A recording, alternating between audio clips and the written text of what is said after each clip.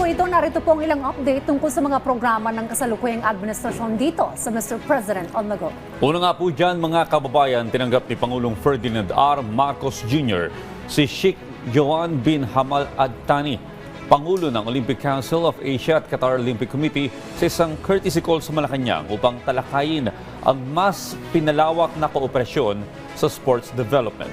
Nagpasalamat ang Pangulo sa pagbisita ng delegasyon ng OCA sa kabila ng abalan nitong schedule. Tinalakay sa pulong ang pagpapalakas ng ugnayan sa pagsasanay ng mga atleta, mga partnership ng institusyon at ang posibilidad na maging host ang Pilipinas ng mga susunod na regional at international na paligsahan. Binigyang diin din ang kahalagahan ng mas malalim na ugnayan sa OCA upang mapalawak po yung access ng mga Filipino athletes sa mga programa at resources para po sa kanilang pag-unlad.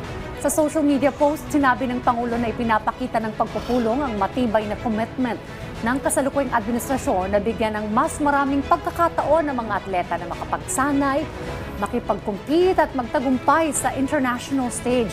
Patuloy aniya ang gobyerno sa pag-invest sa mga athletes o atleta upang maipagmalaki ang bansa at maging inspirasyon sa susunod na henerasyon. Ang OCA namamahala sa malaking multi-sport events sa Asia at may mahalagang papel sa paghubog ng partisipasyon at pag-unlad ng sports sa rehiyon.